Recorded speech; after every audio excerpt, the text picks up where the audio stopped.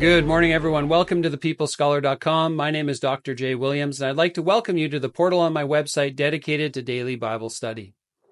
This morning, as we begin our journey through John's Gospel, I'd like to begin by drawing attention to the idea of an introduction. We all experience introductions in life. We come from different backgrounds. We come from different families, different social contexts, different nations around the world, and our cultures can represent how we do those introductions in very different ways. But the fact remains, we all experience introductions. Now, we come to this website from different parts in our journey, some of us younger, some of us older. For those of you that are older, I'd like you to think back. Think back to one of the first times in your life, and for those of you who are younger, perhaps you're going to experience this very soon, or you have recently, but think of an introduction in your life where you were introduced to somebody you looked up to, somebody you thought was very important. How did that introduction go for you? Perhaps you're the kind of person that walks into a situation like that and you're genuinely and naturally confident. You put your best foot forward, and perhaps you went through that experience and you left thinking that was a very positive takeaway.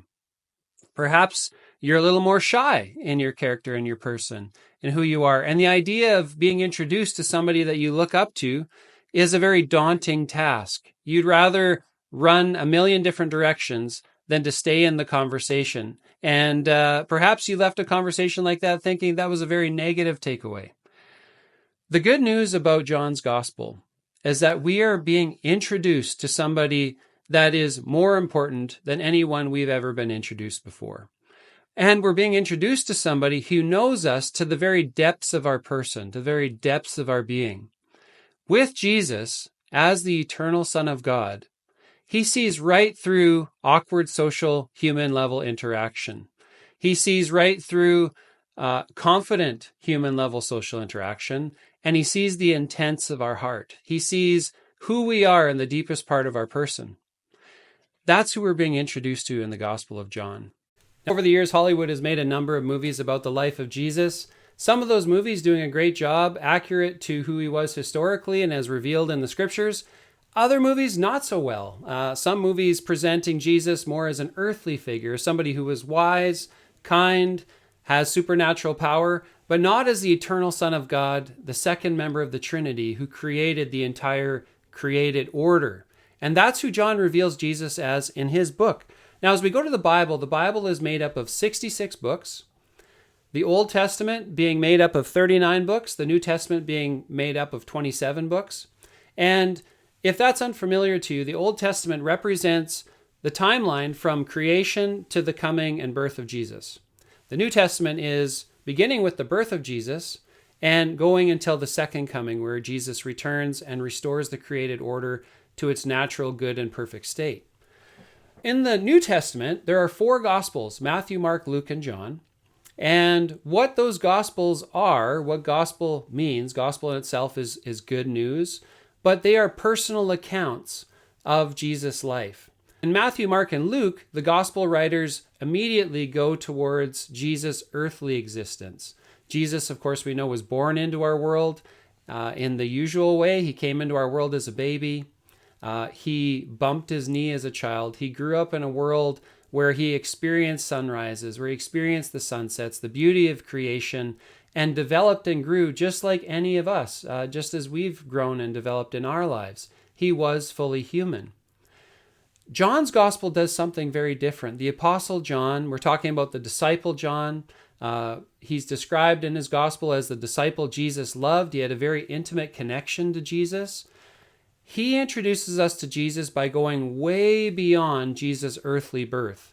He introduces us to Jesus as the eternal Son of God, who created the created order, and who he is as the second member of the Trinity. You see, Jesus as the Son of God is eternal, which means he had no beginning and no end. At the beginning of the space-time continuum, he existed as the second member of the Trinity outside of time and space. Now, as human beings, we are similar, but we are very different. We are immortal. We have a beginning, which means that at conception, when we came into existence, our human physical bodies, the matter that will make up our physical existence throughout the duration of our life, was fused with an eternal soul. So we have a beginning. But we don't have an end. C.S. Lewis, one of the great Oxford scholars of the 20th century, does a fantastic job of helping us to see the reality of our existence. In his book, The Weight of Glory, C.S. Lewis says this. He says, "The load or weight or burden of my neighbor's glory should be laid on my back, a load so heavy that only humility can carry it, and the backs of the proud will be broken.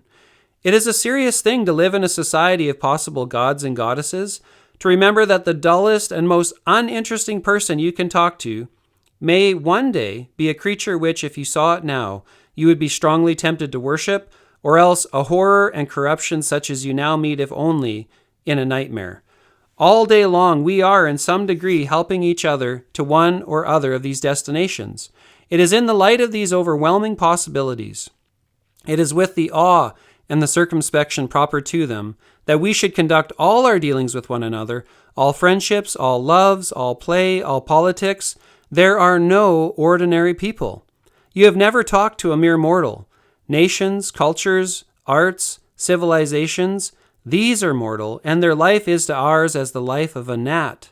But it is immortals whom we joke with, work with, marry, snub, and exploit, immortal horrors or everlasting splendors." So Jesus is eternal. We are immortal. And as we're going to see in John's Gospel, the eternal stepped into our reality so that we could have a union with God again that was broken when sin came into our world, and an eternal destiny that is rooted in joy and goodness because God himself has brought us back into relationship with himself. And that is the adventure we're about to go on in John's Gospel.